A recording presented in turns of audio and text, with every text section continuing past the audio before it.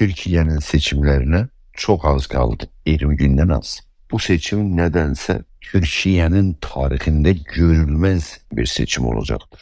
Ve yalnız iktidar değişikliği değil, bazılarına göre seçim anayasa değişikliğini kastettiğinde geniş bir referandum olması söz konusudur. Önemini vurguladığım bu seçimde yalnız Cumhurbaşkanlığının seçimi değil, meclis nümayendelerinin seçimi de en önemli rolü taşıyor. AKP iktidara gelenden 2023'e kadar Türkiye'de esas hukuk ve azadlıklar ve iktisadi sahada değişiklik oranlarına bakalım. Kamuoyu araştırmalarına göre bu seçimin müqəddiratını ekonomi təyin edecek. Yoksulluk, pahalılık ve acılık sınırı. Her şeyden evvel geçen 20 yılda Türk lirasının değerine bakalım. AKP iktidara gelende dolar karşısında 1 dolar 1,6 liraydı. 20 yıl AKP'nin iktidarından sonra bugün 1 dolar 20 liradan çoğu tekabül edir. AKP iktidara gelende Türkiye'nin ekonomisi dünyanın 16. ekonomisiydi. 20 yıldan sonra ise bugün Türkiye'nin ekonomisi dünyanın 23. ekonomisidir. Türkiye'de kişi başı gelire baktığımızda önemli bir ölçüde ekonomide AKP iktidara gelende Türkiye'de kişi başına 10 bin dolar geliri vardı. Elbette Türkiye'nin 50. illerden AKP iktidarına gelene kadar istatistika aşağı yukarı 8 bin dolarla 10 bin arasında dolanmıştır. Ama AKP iktidara gelenden 2003. yılda 10 bin dolar kişi başı geliri bugün yani 2023'te Türkiye'nin kişi başı geliri 8.000-8.500 dolara inmiştir. Genelde yoksulluk oranı artmış, varlık çok genişlenmiş. Aynı halde Türkiye'de 50%'e yakın açlık sınırında olmasını istatistika gösterir. Bunlar ekonomi sahasında Türkiye'nin bugün acı gerçekleridir. Ve bu acı gerçekler seçimde en tayin edici rolü oynamağı düşünülür. Başka alanlara döndüğümüzde geçen 20 yıldan artık bir partiyanın, AKP partiyanın hakimiyet demokrasi gelişmesini çok ciddice engellemiş.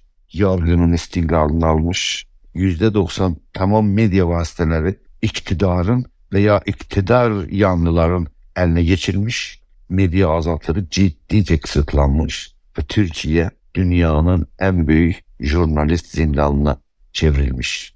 Çoklu jurnalist de didergin düşüp ülkeni terk etmiş.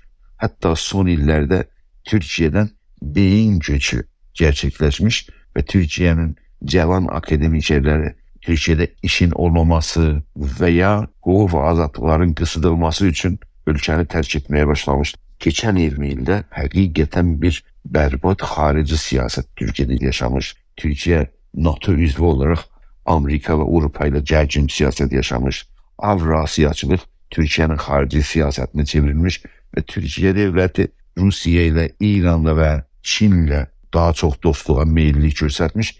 Türkiye NATO üyesi olarak stratejik silahları Rusya'dan almış ve bu Amerika'nın Türkiye'ye karşı ambargoları gerçekleşmesine sebep olmuş. Ve komşu ülkelerde Yunanistan'la çok çetinlik ve Arap ülkeleriyle umumiyette bir gergin siyaset yaşamış. Geçen uzun yıllarda hususen Suriye'de iç savaş başlayandan sonra hususen Suriye ile çok gergin bir ilişki alaka yaranmış ve onun sonuçları Türkiye'ye 4 milyondan artık mültecinin ülkesine çevrilmiş.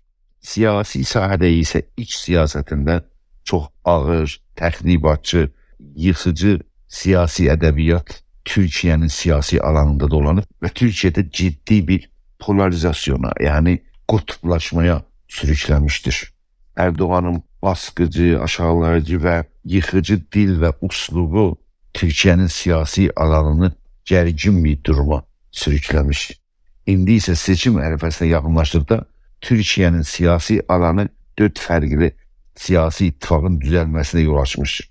Cumhur İttifakı MHP ile başka bir neçe partiyle liderliğini AKP üstlenir ve Millet İttifakı ise CHP ile 5 başka siyasi partiyle bir araya gelmesi formalaşmış. Sollar, HDP, Yaşıl Sol, Emek ve Özgürlük İttifakı'nda organize olurlar. Ama Cumhurbaşkanı seçiminde Millet İttifakı'nın adayı ya kandidi Kemal Kılıçdaroğlu'na ses verecekler. Bunlardan ötürü balıca bir ittifak da var. Ama seçime tesir eden bir ciddi ittifak da değiller. Bunların kenarında Memleket Partiyası Muharrem İnce'nin başlığında Cumhurbaşkanlığı adayı veya kandidlerinin birikimi meydandadır. Cumhurbaşkanlığı 4 kandid var. Erdoğan öz ittifakı tarafından, Kılıçdaroğlu altılı masa tarafından ve Muharrem İnce öz partiyasının tarafından, bir başkası sağcı milliyetçi kesimden 4 Cumhurbaşkanı adayı birbiriyle rekabet edecekler. Elbette bu rekabetin içinde Muharrem İnce ve milliyetçi kesimden gelen adayın adları ciddi adlar değil. Esas rekabet Erdoğan'la Kemal Kılıçdaroğlu arasında geçecektir. Emek ve Özgürlük Partiyası yani HDP, Yaşıl Sol ve başkaları Kemal Kılıçdaroğlu'na ses verecekler ve bu yarışma ciddi bir yarışma olacaktır. Ve bu yarışma bugün değil, geçen 20 yılın sonuçlarının yarışması ve musabakası kimi meydana çıkacaktır. Kamu araştırmaları Cumhurbaşkanlığı adayları hakkında Kemal Kılıçdaroğlu'nu umumiyette önde gösterir. Ama oran tefavutu fahiş bir tefavut değil. Ama seçim gününe yakınlaştıkça oyların veya seslerin sergili kandidatlere daha çok yakınlaşmasını elbette ki görmek olacaktır. Ama muhalif ve esas kandid ve bu seçimde galebe için ciddi şansı olan Kemal Kılıçdaroğlu, Türkiye'nin CHP veya Sosyal Demokratların lideri, hatası yokmuştur diye demek olmaz.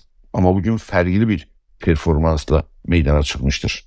Kemal Kılıçdaroğlu'nun etkili siyasetleri onun çarpıcı adalet yürüyüşünden başlıyor ki Ankara'dan İstanbul'a yürüyerek gitti ve İstanbul'da çok uğurla geniş bir miting geçirdi.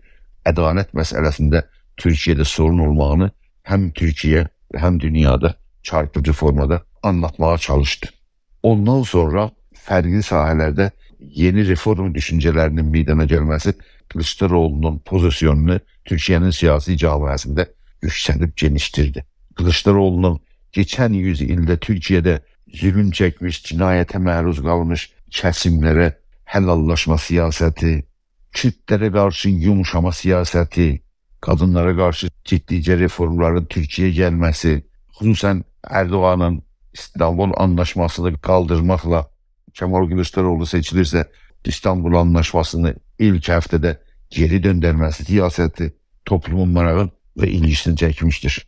Kemal Kılıçdaroğlu'nun temkinli davranışı ve son günlerde Kürt halkına karşı usluplu davranışı ve öz Əleviliğini ele almış, Kılıçdaroğlu'nun Ələviliyine dikkat yetirme, Türkiye'de inanç azadlığının genişmesine zemin yaratmak demektir.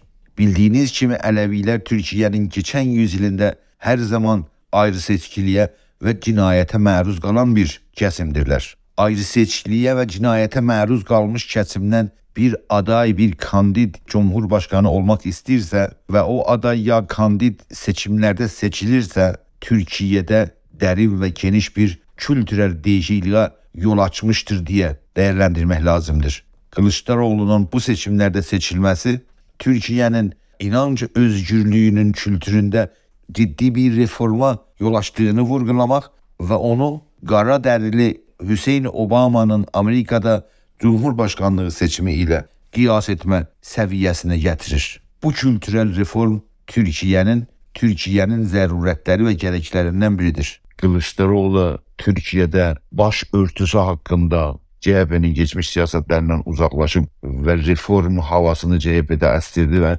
giyim ve başörtü meselesini kadınların öz seçimi olarak tanımladı. Önemini vurguladığım bu seçimde yalnız Cumhurbaşkanlığının seçimi değil, meclis adayları veya nümayendeleri seçimi de en önemli rol oynayacaklar. Çünkü eğerse Türkiye'nin seçimden sonra meclisinde ya referandum isteyen gücüler mecliste çoğunluğu ya ekseriyet teşkil etmeselerse elbette ki hedef tutulan o maksat bu seçimlerde hakikate kavuşmayacaktır. Tüm muhalefetin bu seçimlerde amacı güçlü bir parlamenter sistemini Türkiye geri döndürme, yargını istiklalına ulaştırma, medya azadlığını sigorta altına alma ve kadın hakları əlaqəsində İstanbul Anlaşmasını geri döndürme, iç ve dış siyasetinde ciddice değişikliklere yol açma hedef tutulur. Bu hedef yalnız bugünkü muhalefetin seçimlerden sonra meclisin əksəriyyətini təşkil edə bilirselerse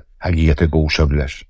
Elbette ki seçimin sonuçları hafta qəti bir cevap mümkün değil. Ama seçimde en büyük sorun seçim güvenliğidir ve bu sayede muhalif partiyalar ne oyuna ve ne çalıntıya yolu vermesinler diye çalışırlar. Ama seçim güvenliği ne kadar korunacak ya korunabilmeyecek diye bunu seçimden sonra bilebiliriz. Hakikaten medya alanında muhalefetin ve onun adayı Kemal Kılıçdaroğlu'nun elinde ciddi bir medya yok.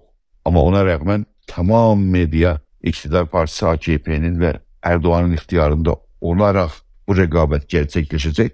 Muhalefetin elinde düzgün ve geniş medya olmadan ve esas medya ve geniş medya iktidar partiyası elinde oldukta bu rekabet hangi sonuçlar verecek belli olmaz. Ama bu rekabetin sonucu Erdoğan'ın yenilmesi ve Kemal Kılıçdaroğlu'nun kazancı olursa bu analizde adını çektiğim adı gerçeklerin yansıtmasını burada görebileceğiz. Hakikaten Türkiye bir ciddi değişime ihtiyacı var. Acaba bu seçim Türkiye'nin bu ciddi değişimine yol açacak mı? Bu sualın cevabını seçim akşamı herkes